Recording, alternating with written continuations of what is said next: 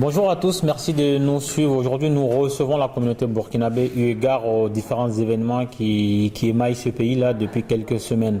Donc nous avons à ma gauche M. Nabaloum qui va se présenter tout à l'heure et à ma droite Alassane Ouattara qui n'est pas le président de la République de Côte d'Ivoire, sinon ça saurait. M. Nabaloum, est-ce que vous pouvez nous dire votre fonction dans le MPP et c'est quoi le MPP? Le MPP, c'est le mouvement pour le progrès du peuple. Très bien, donc vous êtes le secrétaire général. Oui, je représente le parti en France. Et vous faites partie justement des partis qui ont poussé les événements à atteindre la proportion qu'on a connue ces dernières semaines.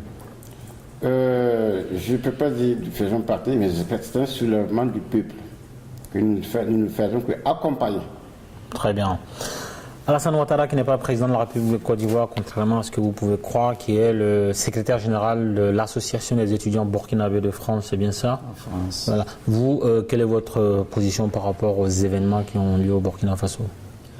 Bon, par rapport aux événements qui ont eu lieu au Burkina Faso et qui continuent d'exister au Burkina, l'analyse que nous faisons, c'est qu'il y a un peuple qui a prouvé sa détermination, et que dans les derniers moments de l'information, il y a beaucoup de choses qui se posent et qui conduisent les esprits à poser une certaine ambiguïté quant à la gestion du pouvoir qui n'est pas revenu automatiquement au lendemain de la démission du président Compaoré au peuple.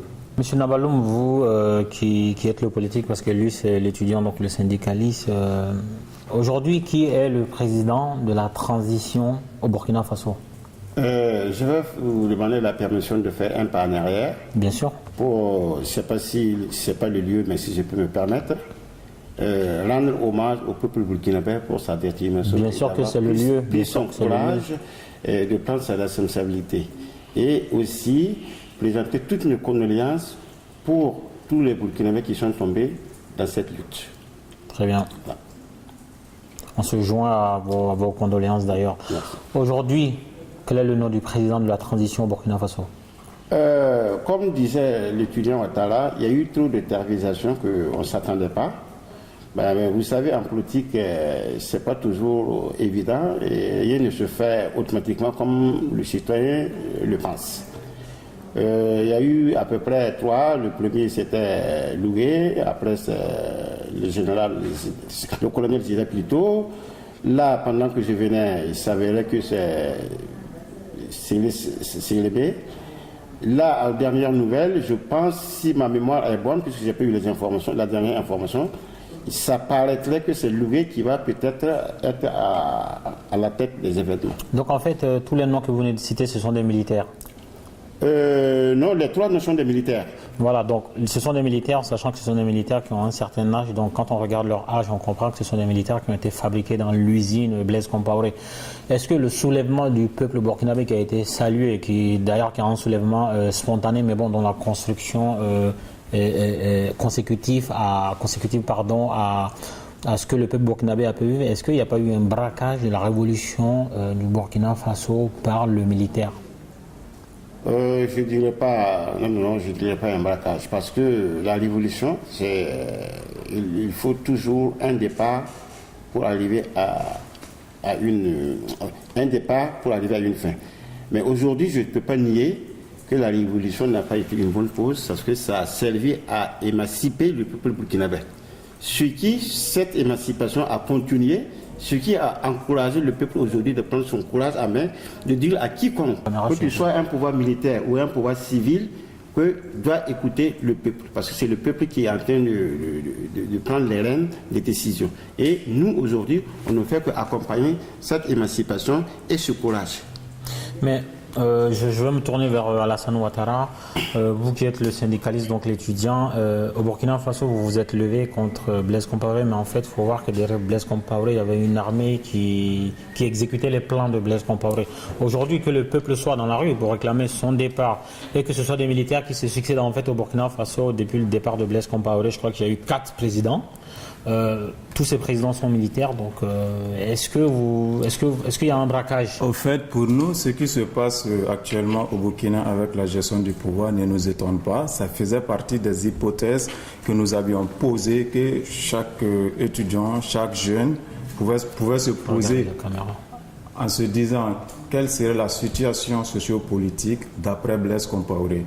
Actuellement, c'est le régime militaire, c'est l'armée qui a pris le pouvoir et qui veut assurer la transition. Il ne faut pas oublier que Blaise Compaoré, comment il est venu au pouvoir? Blaise Compaoré, il est venu au pouvoir en 1987 suite à un coup d'État sanglant par l'élimination de son frère d'armes, Thomas Sankara. Cette situation, il ne faut pas l'oublier. Il faut inscrire aussi la suite des choses dans cette logique-là. Donc, le RSP, c'est le régiment de sécurité présidentielle, c'est la garde qui est la plus rapprochée du président Blaise Compaoré, qui est tombé d'accord pour choisir un homme au nom du lieutenant-colonel Isaac Yacouba Zida, qui va assurer cette transition. Ça fait beaucoup de noms pour un président. Ça fait tous les jours, il faut colonel, lieutenant, Yacouba Ziré. Lieutenant-colonel, c'est sa fonction dans l'armée. C'est un chef, il a des militaires sous son autorité. Mais est-ce qu'aujourd'hui, tous les noms qui ont été cités, ce ne sont pas des gens finalement qui viennent de ce même corps de la garde présidentielle? J'en viens là. Pour nous, le pouvoir actuellement géré par le lieutenant-colonel Zida, c'est une version 2 de Blaise Compaoré. Et ça ne rassure pas le peuple que sa révolution ne prend pas une logique d'OPA hostile. Donc, le peuple, ce n'est pas un civil qui assure actuellement la transition au Burkina. Mais ça m'amène aussi à vous poser la question, à vous deux. Est-ce que les Burkinabés avaient la maturité politique de gérer l'après-Blaise? Est-ce que c'était quelque chose sur lequel vous avez anticipé et se dire, bon, nous, voilà, Blaise, on en a marre, ça, tout le monde le sait. Nous, on se prépare. Est-ce que même au niveau des partis politiques, des associations de la société civile, est-ce que les gens étaient prêts à anticiper sur l'après-Blaise pour que une personne de la société civile se dégage réellement pour faire le consensus et prendre sa place? Parce qu'aujourd'hui, là, on propose que des militaires. Vous, à votre niveau, est-ce que vous pourriez proposer des gens de la société civile qui ne sont pas militaires? Dire qu'actuellement au Burkina, le peuple n'est pas organisé pour proposer un civil, il faut faire attention dans les propos. Parce que ce qui vient de se poser, ce n'est pas l'armée qui a entraîné, qui était au début de la révolution. C'est le peuple qui s'est engagé pour manifester son mécontentement. Et puis, il faut retracer l'histoire, il faut faire un retour arrière en retraçant les faits. Il y a des faits marquants sous le régime Compaoré. Avant cette révolution du jeudi 30 octobre, il ne faut pas aussi oublier dans l'histoire politique du Burkina la révolution du 3 janvier 1966 qui a mis l'ancien président Maurice Yamiego dehors. Dans ce contexte, il faut dire que la société, le peuple burkinabé s'est organisé autour des syndicats, autour des organisations de la société civile, autour des partis politiques. Donc, la foule qui était dehors le jeudi 30 octobre, il n'y avait pas un syndicat de l'armée. Déjà, l'armée connaissait sa place. Mais dire que c'est le peuple qui a choisi l'armée, en tant que jeune, nous dirons non. Parce que c'est l'armée qui s'est autoproclamée. Mais vous, est-ce que vous avez un nom d'un Burkinabé qui n'est pas militaire qui pourrait assumer Je ne dis pas qu'il n'y a pas de Burkinabé valable, mais la question que je pose, c'est est-ce que le peuple burkinabé avait la maturité de se projeter dans l'après-Blaise au point de dire, voilà, nous, si jamais... Parce qu'on ne peut pas faire d'élection avant 12 mois. Déjà, il y a une expression que j'ai du mal à digérer. Dire que est-ce que le peuple burkinabé avait la maturité? C'est une question. Si le peuple burkinabé n'avait pas la maturité, l'action de démission de Blaise n'allait pas se poser. Mais vous profitez-en pour répondre à ma question. Est-ce que le peuple burkinabé avait la maturité d'anticiper sur l'après-Blaise?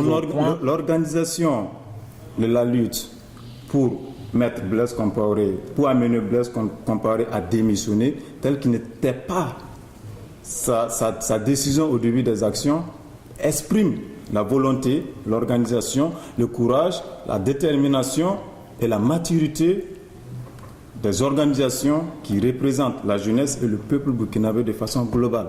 Donc, la suite, d'après Blaise Compaoré, ça va se jouer dans le temps. C'est une question de temps.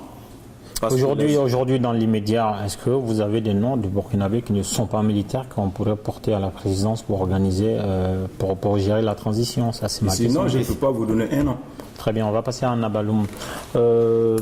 Vous m'avez dit que vous n'avez pas le sentiment que la révolution s'est fait braquer par les militaires. Donc aujourd'hui, je vous repose la même question. Est-ce qu'on peut compter sur le crédit de maturité politique, de maturité des associations au Burkina Faso pour avoir suffisamment anticipé sur l'après Blaise au point de porter quelqu'un, parce que ça se fabrique, un leader de la société civile, un leader de l'opposition. Est-ce qu'il y a quelqu'un, est-ce qu'il y a des gens que vous pourrez nous citer là qui pourraient porter cette transition là sur ses épaules? Mais bien sûr, si le peuple burkinabé était contre la modification de l'article 37 dont il voulait faire, sans revendiquer quelque chose, c'est que tu es mature pour pouvoir le gérer après. Mais dire aujourd'hui que dans le peuple burkinabé, il n'y a pas un intellectuel, au-delà même qui a une carrure pour gérer le pays, c'est faux. Ça, je vous fais signe pour regarder la caméra. Ça, vous inscrivez en faux. Parce que... En fait, c'est une question que je me pose parce que, comme je vous l'ai dit, de la démission officielle de Blaise Compaoré à aujourd'hui, il y a eu 4 présidents au Burkina Faso, sachant que le Burkina Faso, c'est l'un des pays où il y a eu le plus de coups d'État. Oui, voilà. Oui, à l'heure actuelle, je peux dire oui. Un civil peut gérer la situation. Vous avez des noms? Le nom ne se prononcerait pas comme ça, mais ça se serait proposé par le peuple dans un consensus.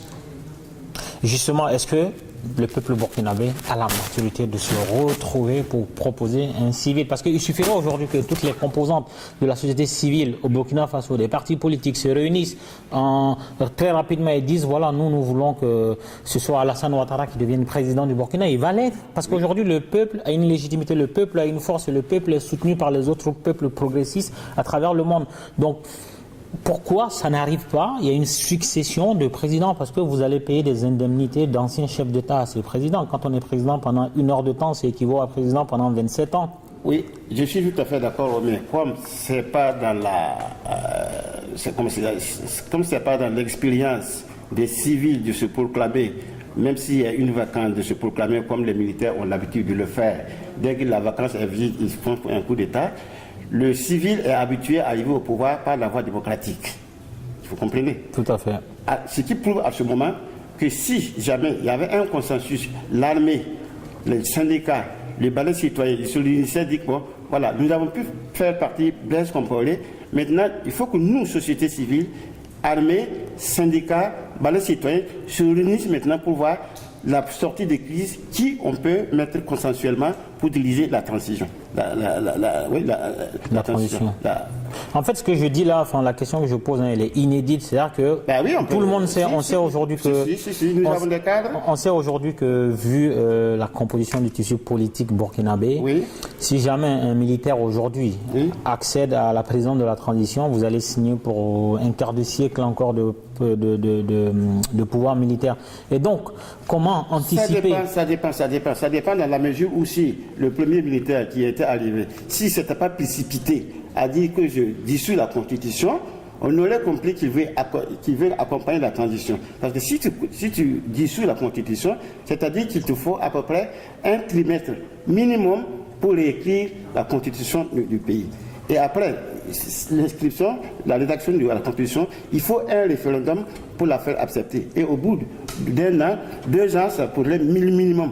Voilà pourquoi les gens sont susceptibles que ce soit l'armée qui prenne le pouvoir. Voilà la peur. C'est plus une question de peur. Mais en fait, moi, ce que je veux dire en tant qu'observateur de la scène politique burkinabé, c'est qu'aujourd'hui, la société civile a le vent en poupe. Il n'y a aucun militaire aujourd'hui, là on est dimanche, 2 novembre, il n'y a aucun militaire qui va prendre des ailes au Burkinabé et au Burkina aujourd'hui dans la politique. Et donc, pour une fois, on pourrait tester à l'échelle de la politique continentale en Afrique qu'un civil dirige une transition avec la complicité des militaires. Donc pourquoi aujourd'hui des gens ne se lèvent pas au Burkina Faso pour inviter les dirigeants militaires à la table avec la société civile, le balai citoyen, à désigner un civil ou rien?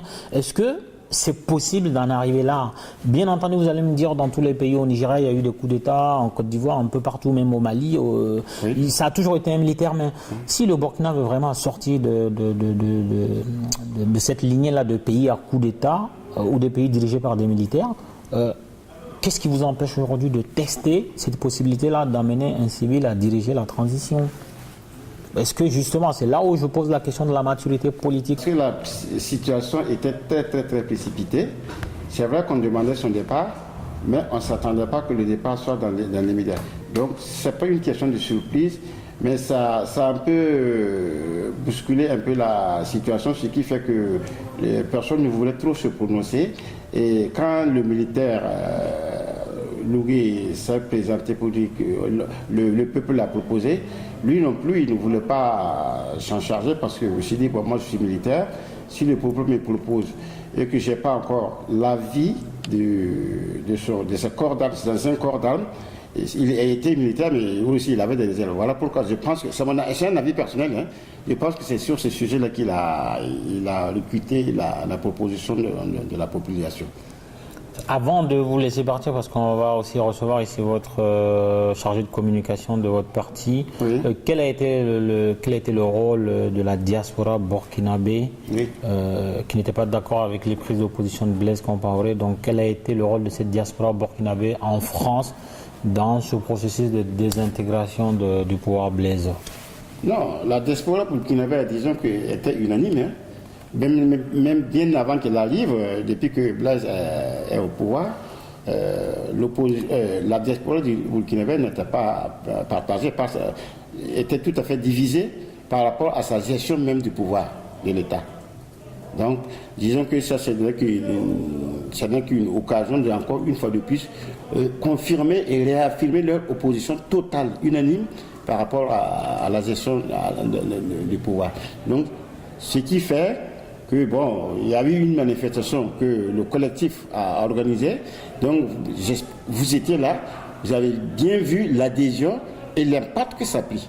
Donc, pour moi, je ne peux pas dire que je peux me dire avec des réserves, parce qu'en tant que diaspora, en même temps délégué de la diaspora, ça, je peux le dire à 99%. Très bien, on va vous laisser partir et je viens à vous. On va vous laisser partir, on va recevoir Christophe, donc le chargé de com de votre parti. Merci pour votre invitation et j'espère que ce n'est qu'une partie remise, ça va continuer. Bien sûr, bien Merci. sûr. Donc Christophe Tougri nous a rejoint, c'est le responsable de la communication du MPP, c'est ça? Ouais. Très bien, donc avant de vous laisser parler, on va revenir sur Alassane Ouattara qui voudrait rebondir par rapport à des choses qu'il a entendues. Oui, sur la question de maturité du peuple burkinabé et par rapport à l'intervention du camarade Nabaloum du MPP, il faut dire que sous la gestion du pouvoir de Blaise Compaoré, la diaspora, bon, il faut entendre par diaspora ici, c'est-à-dire c'est les Burkinabés qui vivent ici en France. Donc, le peuple burkinabé de la diaspora était divisé. Ça, c'est pas étonnant, parce que dans la diaspora burkinabé en France, c'est toute une composante, c'est une composition. Il y a des Burkinabés de l'étranger ici en France qui se reconnaissent dans le parti au pouvoir, qui est le CDP. Il y a d'autres des Burkinabés de l'étranger ici en France qui se reconnaissent dans d'autres partis politiques d'opposition. Donc, déjà, l'affiliation à ces partis politiques, à ces organisations de la société civile, sont des actions, sont des actes inhérents qui vont expliquer le fait que cette diaspora peut se diviser. Mais il faut noter que cette diaspora s'est toujours mobilisée pour revendiquer certains droits. C'est-à-dire, je veux un exemple concret, cette diaspora s'est toujours battue pour le droit de vote de l'étranger, à quelque chose n'a pas encore abouti. Donc les Burkinabés de France ne peuvent pas participer aux élections présidentielles, par exemple? Par exemple, oui. Ça a longtemps été une lutte que la diaspora burkinabé a menée avec le pouvoir de la 4e République, mais n'a pas été aboutie. Mais récemment, par rapport aux événements du moment, avec le mot qui a été lancé par Blaise Compaoré pour modifier la Constitution, les forces se sont convergées pour mettre en place le 26 octobre dernier le collectif du refus de la confiscation de la démocratie au Burkina Faso. Le collectif contre la confiscation de la démocratie au Burkina Faso. Dans ce collectif, il y a des organisations de la société civile et aussi des partis politiques. Très bien, mais est-ce qu'il y avait le parti de Blaise Compaoré? Le parti de Blaise Compaoré n'a pas été signataire de cette déclaration. C'est logique en même temps, vous me direz. Bien sûr, c'est logique. Christophe Toubri, vous qui êtes chargé de la communication au sein du MPP, donc parti d'opposition, est-ce que vous avez une explication au fait que l'armée n'ait pas arrêté Blaise Compaoré au Burkina Faso pour soit le juger ou décider ce qu'il allait en faire? Pourquoi on l'a laissé partir, sachant que son départ était programmé, son départ a été même filmé, on a vu le cortège, pourquoi? D'accord. Tout d'abord, merci de nous avoir ouvert votre studio. Et puis, je vais, avant de répondre à votre question, emboîter le pas du secrétaire général pour saluer le courage du peuple burkinabé, donc, qui s'est mobilisé pour défendre ses intérêts, qui s'est mobilisé pour réaffirmer sa dignité, parce qu'il faut le rappeler, on a toujours eu des préjugés pour le peuple burkinabé, qui s'est toujours vu qualifié comme un peuple passif qui subit. Mais je pense que les événements qui se sont passés entre le 28 et le 30 octobre dernier ont prouvé que c'est un peuple qui est à même de se gérer, un peuple qui s'est toujours, qui est un peuple combattant, je dirais, et qui a mené l'ancien président Blaise Compaoré à quitter le pouvoir. Donc, et autre chose aussi, c'est saluer la mémoire de ceux qui sont tombés durant cette lutte, parce qu'il faut le reconnaître. On peut à la fois être heureux et malheureux parce que c'est une situation qui aurait pu être évitée si l'ancien président n'était pas resté sur sa position de modification de l'article 37 là. Donc pour revenir à votre question qui à mon sens a déjà trouvé ses réponses, parce qu'aujourd'hui le combat initial qui était contre la modification de l'article 37 s'est transformé depuis le 30 octobre en un combat pour le départ du président Blaise Compaoré. Ce qui veut dire que dans l'immédiat, on ne s'était pas préparé à assurer une transition au jour du 30 octobre, à assurer une transition de la gestion du pouvoir. Premier aspect. Deuxième aspect, ce qu'il faut noter aussi, c'est que c'est un pouvoir qui s'est construit pendant 27 ans. Et ce n'est pas en une heure ou en 2 jours qu'on peut défaire ce système qui a été mis en place par le président, qui, je le rappelle, n'est pas au pouvoir, est au pouvoir depuis 27 ans, mais est dans le régime, dans le système politique depuis les années 80. Oui, il a participé, je crois, aux 3 derniers coups d'État avant celui que lui-même l'a perpétré contre Thomas Sankara. L'héritage qui nous a laissé depuis le 1er novembre n'est pas du tout facile à maîtriser. Mais ce qu'il faut remarquer aussi dans cette situation, c'est que c'est vrai que le peuple a appelé l'armée à assumer ses responsabilités, qui en passant, je peux l'affirmer, a été quand même un acteur passif dans cette révolution-là. Il faut réaffirmer que l'armée, même si elle n'a pas été au premier plan, n'a pas tiré sur son peuple, ce qui est rare si on compare. Mais les morts qui ont lieu, les civils ne se sont pas tirés dessus entre eux. Enfin, ça, on verra les jours à venir. De toute façon, il y aura une justice. Ils ne sont pas morts pour rien. Donc, il y aura une justice qui va se penser là-dessus pour éclaircir les conditions dans lesquelles ces hommes sont tombés. Du moins, ces citoyens sont tombés. Et on verra, on situera les responsabilités et les coupables, normalement, devront répondre devant la justice. Mais de façon globale, je pense que l'armée, dès les premières heures de la contestation du 30, ils ont compris le désir du peuple au changement. D'où le fait que, à mon avis, c'est peut-être qu'une analyse personnelle, ils n'ont pas tiré sur la foule et que dès le 1er novembre, le 30 au soir, ils ont enclenché justement ce processus et leur accompagné du moins le départ du président Blaise Compaoré. Et l'autre commentaire qu'il faut faire, c'est que la participation de l'armée, il faut le reconnaître, au processus de transition, devait être acceptée. Enfin, devait être acceptée de par le rôle passif qu'il a joué. Mais c'est dans la manière peut-être qu'il y a eu des failles. J'ai dit des failles parce qu'on s'est retrouvé face à un juridique. Donc on a supprimé un ordre constitutionnel qui devait pourtant aider le Burkina à désigner le moyen par lequel la transition devait se faire. Vous voulez dire désigner le président de l'Assemblée nationale? Justement, parce que dans la Constitution, Blaise, il n'y a pas, l'ancien président Blaise Compaoré n'a pas été victime d'un coup d'État. Donc c'était un soulèvement, comme on le rappelle, une révolution populaire qui l'a amené à démissionner.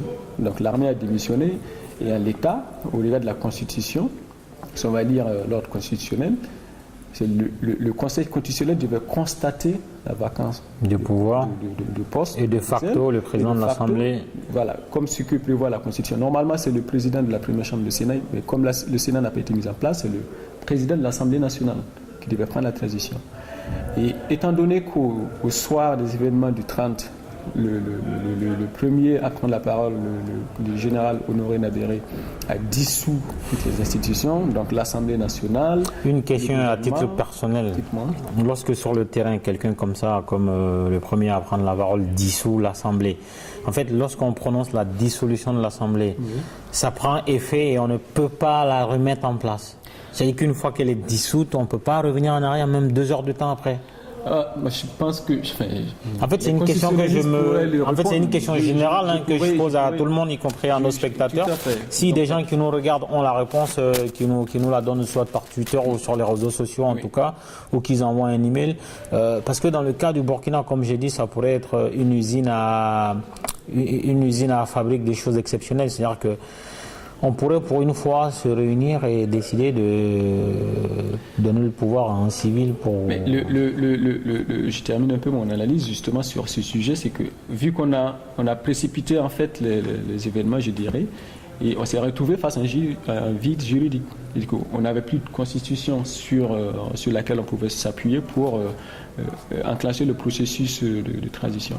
Et donc, ce qu'on demandait justement à l'armée, c'est de rétablir. D'ailleurs, la Constitution n'a pas été, si j'ai bonne mémoire, elle n'a pas été dissoute, elle a été suspendue. Donc, ce qui veut dire qu'il y a une porte ouverte à ce qu'on restaure la Constitution du 2 juin 1991, sur laquelle maintenant on va se statuer pour rétablir l'ordre constitutionnel, constater la vacance de poste, comme je le disais, par le Conseil constitutionnel, ensuite désigner le successeur du président qui devait être le président de l'Assemblée nationale, mais vu que l'Assemblée a été dissoute, parce que dans le terme ont été clairs, l'Assemblée a été dissoute. Donc, si elle a été dissoute, c'est qu'on ne peut pas revenir dessus.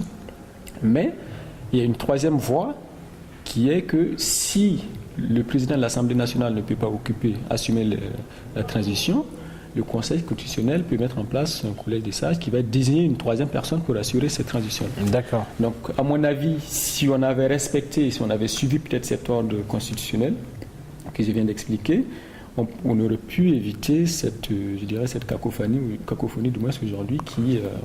On va passer à une autre question. Je vais m'adresser à Alassane Ouattara, dont l'homonyme a reçu Blaise Compaoré. Quelle lecture vous faites de cet exil-là, tout près, parce que la Côte d'Ivoire et le Burkina sont géographiquement très proches, culturellement et historiquement confondus. Et donc la présence de Blaise Compaoré tout près en Côte d'Ivoire, est-ce que Blaise est parti vraiment? Bon, cette question, elle est pertinente, mais bon, avant d'en donner une réponse, l'analyse que nous faisons de la situation, c'est vrai qu'actuellement, ce que nous retenons, c'est la suspension de la Constitution. Mais il ne faut pas aussi oublier, lorsque le général Honoré Nabéré Traoré prenait la parole, il a dissous la Constitution. Suspendu ou dissous?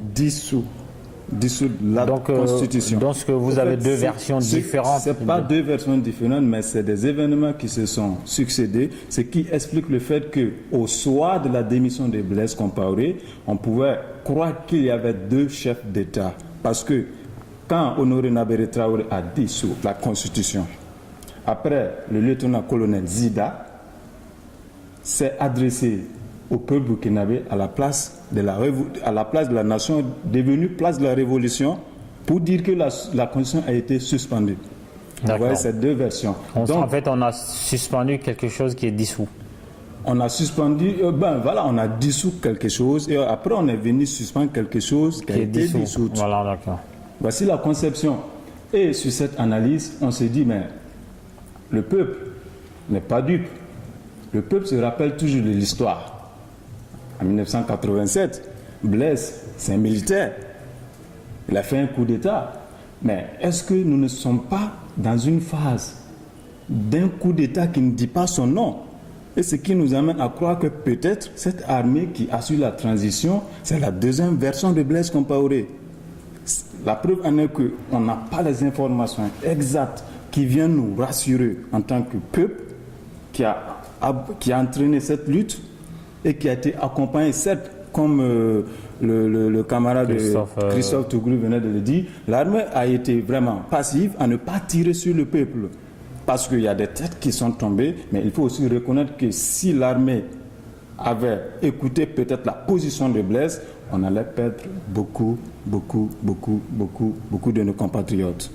Donc il faut saluer l'armée sur ce point. Mais au moment où l'armée a décidé de prendre sa responsabilité par l'appel d'une partie du peuple, mais il faut pas. Moi, je ne suis pas d'accord quand on dit le peuple a appelé l'armée à prendre ses responsabilités. C'est sûr. Quand on analyse un des discours du chef de file de l'opposition qui assure le parti UPC, Union pour le Progrès, dont un de ces discours qui Union pour le Progrès, le changement, qui appelait l'armée à prendre ses responsabilités, on pouvait se réjouir. Mais l'autre, dans la mesure où la Constitution a été suspendue, il faut prendre du recul. Mais il ne faut pas oublier que quand on suspend la Constitution, on empêche de facto le président de l'Assemblée nationale de rentrer dans le jeu. À ce niveau. C'est ce qui aussi nous amène à se poser un doute. Lequel doute? Si on suspend la Constitution, est-ce que ce n'est pas sciemment fait pour plonger le pays dans ce vice juridique constitutionnel? En ce moment, que faire? La Cour constitutionnelle n'a plus de pouvoir, ne peut pas se saisir. Je ne suis pas spécialiste des questions constitutionnelles. On va revenir à la question initiale. La présence de Blaise Compaoré en Côte d'Ivoire voisine. De ces analyses, je vais en venir. D'accord, allez-y. C'est un trajet pour répondre à votre question. Prenez l'avion parce que la voiture elle est lente. Si on fait cette analyse de la position de l'armée, on ne sait pas dans lesquelles conditions Blaise a pu quitter le territoire pour se rendre sur le pays voisin qu'est la Côte d'Ivoire. Une autre analyse, chacun pourra penser comme il veut. Blaise Compaoré, dans les droits, on pourrait dire qu'il est chez lui parce qu'il ne faut pas oublier que Blaise est marié à Chantal Compaoré qui a ses racines en Côte d'Ivoire. Oui, mais ça c'est un débat que j'entends de plus en plus. On ne peut pas être président d'un pays et se prévaloir d'une autre nationalité. Déjà, à titre d'information, la Côte d'Ivoire ne reconnaît pas la double nationalité. Ça, je tiens à le dire à nos spectateurs. La double nationalité, mais c'est une analyse qu'on pourra faire. Mais derrière, il ne faut pas oublier aussi les relations diplomatiques qui existent entre la Côte d'Ivoire et le Burkina. D'autres sont d'accord pour partager le point de vue et les interventions de Blaise Compaoré en tant que médiateur entre guillemets dans les crises qui ont eu lieu. On va en venir à ces crises-là. En Côte d'Ivoire. Ça, c'est leur jugement. Si le président de la Côte d'Ivoire, Alassane Dramane Ouattara, a accepté d'accueillir Blaise en tant que quelqu'un qu'il croit, et nous aussi, on a notre position, on a une analyse, on a le bilan de la gestion du pouvoir de la 4e République de Blaise Compaoré. Mais vous, quelle est votre position sur la présence de Blaise Compaoré à côté, à quelques... Parce que nous, rien ne nous rassure que le Blaise Compaoré est en Côte d'Ivoire. Qu'est-ce qui prouve aussi qu'il n'est pas au Burkina? C'est vrai, les médias contribuent à nous véhiculer de l'information, mais faisons une analyse de l'information. Très bien. Rien ne nous rassure que Blaise Compaoré est en Côte d'Ivoire. Donc en fait, vous n'êtes pas sûr qu'il soit là où on nous dit qu'il est? Exactement. Voilà. Christophe Tougri, vous, quelle est votre analyse de l'annonce de la présence de Blaise Compaoré en Côte d'Ivoire? Vous avez une photo, un SMS qui vous a envoyé pour dire « je suis bien arrivé » avec femme et enfant? L'information a été confirmée hier par RFI qui a contacté l'épouse de l'ancien président qui a confirmé la présence de Blaise en Côte d'Ivoire. Encore une fois, aujourd'hui, jusqu'à son départ, il n'y a pas un objet, un mandat d'arrestation contre le président qui l'a empêché de quitter le territoire. Donc sur ce sujet, je pense que c'est un débat sur lequel on ne va pas trop s'attarder parce qu'aujourd'hui, quoi qu'on dise, ce qui est critique au Burkina, c'est comment gérer l'après-Blaise. Donc c'est comment gérer la transition. Et Blaise, jusqu'à preuve de contraire, il a le droit d'aller où il veut. Voilà. D'où ma question, comment gérer l'après-Blaise? Est-ce que les Burkinabés ont la maturité de gérer l'après-Blaise? That is my question. On a commencé à préparer l'après-Blaise. C'est vrai qu'on s'attendait à ce qu'il parte en novembre 2015 et les choses se sont précipitées. Mais vous êtes gagnant vu que vous voulez qu'il parte en novembre 2015. Il est parti aujourd'hui. Les choses se sont précipitées. C'est pour ça que j'ai rappelé dans mon introduction en fait l'ordre constitutionnel qui qui devait être mise en place, ou du moins qui devait être suivie pour assurer cette transition précipitée, ce départ précipité du président. Maintenant, à l'état actuel, et c'est le message fort que nous, on essaie de faire passer, c'est d'appeler à l'unité de tous les acteurs politiques, militaires, même de la société civile du Burkina. Aujourd'hui, on est face à une situation où, à laquelle du moins on ne s'était pas préparé à l'instant T. Je dis bien à l'instant T parce que la transition de Blaise, les partis politiques avaient commencé à la transition du moins ça a été les partis politiques ont pris la chose en main depuis qu'ils savaient que Blaise devait partir, encore une fois je dis devait partir en novembre 2015. Donc cette transition a été préparée. Aujourd'hui on a des hommes de la société civile qui sont capables d'assurer cette transition. On a des éminents professeurs de droit des constitutionnels qui peuvent assurer cette transition. Il y a eu le cas au Mali, on a fait appel à un professeur pour assurer cette transition. Donc ça peut se faire aussi au Burkina. On a des professeurs au sein de la société civile qui peuvent le faire. Au sein des partis politiques. On va revenir un peu à Blaise quand il oui. était président encore. Toutes ces guerres, en fait, le Burkina Faso était devenir une petite puissance à échelle sous-régionale où Blaise était impliqué dans toutes les crises. Il était le médiateur de toutes les crises. Comment vous, au Burkinabé, vous voyez ça? Est-ce que c'est quelque chose qui vous apporte de la fierté? Oui, c'est notre pays qui apporte les solutions aux crises que lui-même a contribué à créer. Quelle était votre analyse de ces rôles de négociateurs et de médiateurs de Blaise Compaoré dans les crises en Afrique de l'Ouest? Alors, mon analyse, elle est peut-être vue sous deux angles. Le premier, c'est que, en tant qu'Africain et panafricain, je dirais, on a toujours voulu que les problèmes de l'Afrique se résolvent en Afrique.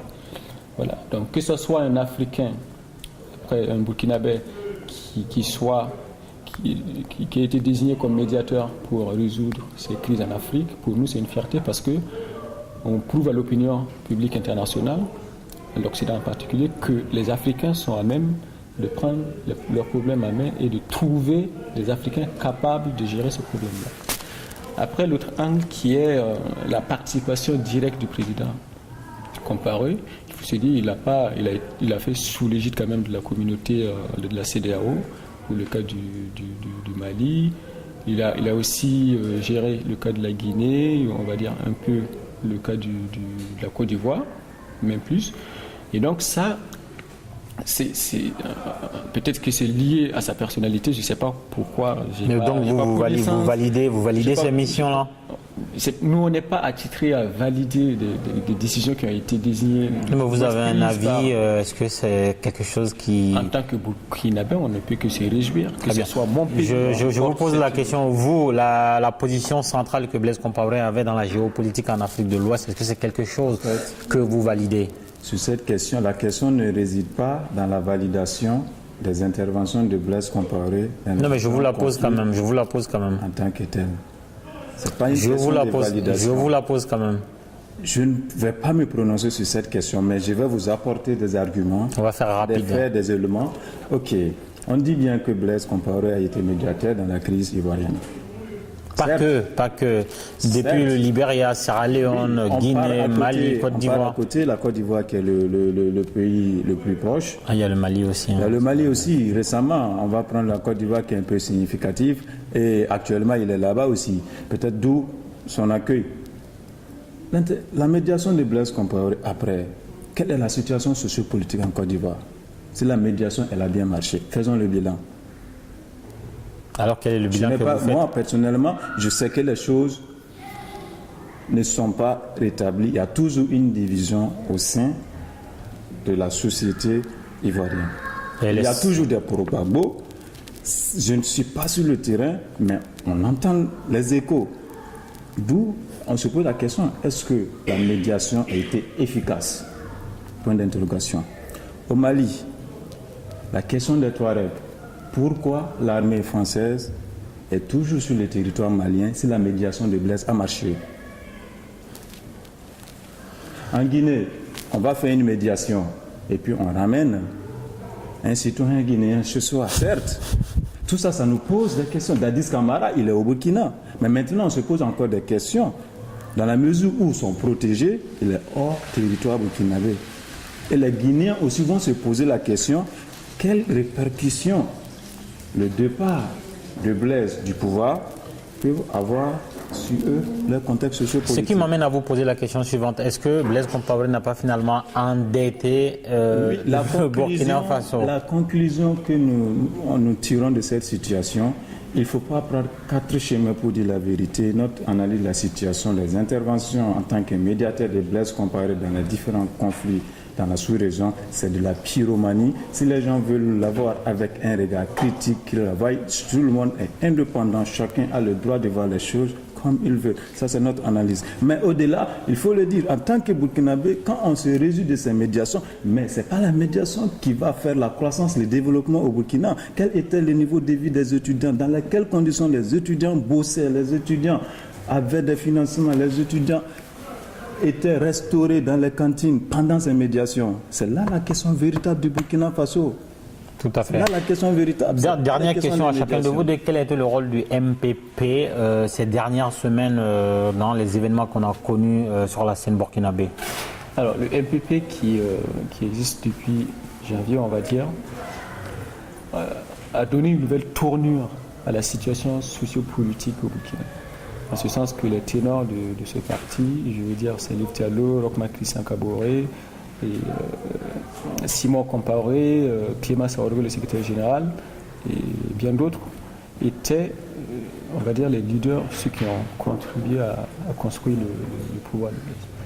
Ils ont identifié les failles et les lui ont signifié, et c'est d'ailleurs l'objet de leur désaccord aujourd'hui, qui a conduit à leur séparation en janvier 2014. Et nous, depuis janvier, on a cessé d'accompagner cette dynamique populaire, à la fois à travers nous, ici, au sein de la diaspora, on s'est réunis autour de sections et des sous-sections dans toutes les villes de France. Et on menait des activités, on a fait des assemblées générales pour expliquer aux gens la situation sociopolitique du Burkina, la position du parti par rapport à la modification de l'article 37, qui était une position claire, on n'en voulait pas. Et donc c'était des actions de sensibilisation à l'endroit du moins de Burkinabé et de la diaspora burkinabé de France. Et la dernière fois, justement, on a accompagné le collectif qui a été mis en place le 26 octobre dernier devant l'ambassade, justement, pour manifester et signifier face à l'urgence du vote de l'article 37. On a manifesté encore une fois notre volonté de garder cet article en l'état pour pouvoir assurer une alternance démocratique au Burkina en 2015. Donc, on a été acteur décisif de cette lutte. Je pense qu'aujourd'hui, la prochaine étape, ça va être, comme je le disais, déjà appeler tous les acteurs politiques à l'unité pour pouvoir désigner l'organe transitoire qui va diriger la transition, on dit civile, pour la communauté internationale, mais une transition démocratique pour que le Burkina puisse commencer à fonctionner, parce que ça fait quand même 3 jours que les choses sont au point mort, je dirais. Donc il faut que le Burkina commence à fonctionner, que les institutions commencent à fonctionner, et que cette image historique, je dirais, que le Burkina a donnée à toute l'Afrique et à la communauté internationale le 30 octobre dernier soit un événement marquant, un tournant décisif pour son avenir et non encore un désordre comme on le constate actuellement. Alassane Ouattara, vous, quel a été le rôle des étudiants burkinabés en France dans les événements de ces dernières semaines? Bon, dans les événements de ces dernières semaines, le rôle des étudiants burkinabés en France, à travers son organisation qui est l'Association des étudiants burkinabés en France, s'est allié avec quelques organisations de la société civile et aussi d'autres partis politiques pour accompagner le collectif contre la confiscation de la démocratie au Burkina qui a été mis en place le 26 octobre dernier. Ça, c'est notre rôle ici en France. Mais nous sommes aussi en contact direct avec notre Union générale des étudiants burkinabés qui est sur le terrain. Voilà. Mais la question qui se pose, il faut voir la position de l'association des étudiants burkinabés en France. C'est vrai, nous sommes une association, mais il faut encore préciser que c'est une association apolitique, non partisane. Mais nous nous prononçons ici et maintenant sur des questions politiques qui nous concernent. Ne pas se prononcer sur telle situation, pour nous, c'est aussi choisir de faire de la politique parce qu'on partage ce qui se passe actuellement et nous, on n'est pas d'accord. Que ça se passe autrement, ça va avoir des impacts négatifs et très significatifs sur les conditions de vie des étudiants ici, que ce soit leur accueil, que ce soit leur hébergement, que ce soit les questions de bourse. Depuis, ça a été une lutte entre nous, l'association, le comité exécutif de l'association et l'ambassade qui représente le gouvernement. On ne va pas faire débat de ce, c'est pas l'objet du débat de ce soir. Voilà notre positionnement par rapport à cette situation qui se passe. Et vraiment, nous tenons à affirmer que cette révolution que le peuple a menée, nous nous inquiétons des tournures que ça peut prendre. Et nous appelons tout le monde, l'ensemble de la jeunesse, à plus de vigilance. Très bien, ce débat tire à sa fin. Je tiens à remercier les hommes intègres, parce que c'est comme ça qu'on vous appelle, Christophe Tougri, Alassane Ouattara, et le prédécesseur et secrétaire général Nabaloum. Voilà. Donc je tiens à vous remercier tous autant que vous êtes. Nous restons en contact parce que nous aurons besoin de vous encore pour d'autres sujets concernant le Burkina, parce que ce n'est que le début, malheureusement, c'est pas encore fini. Donc on remercie tous les Burkinabés qui nous suivent, tout le public de RP Média, et à la prochaine.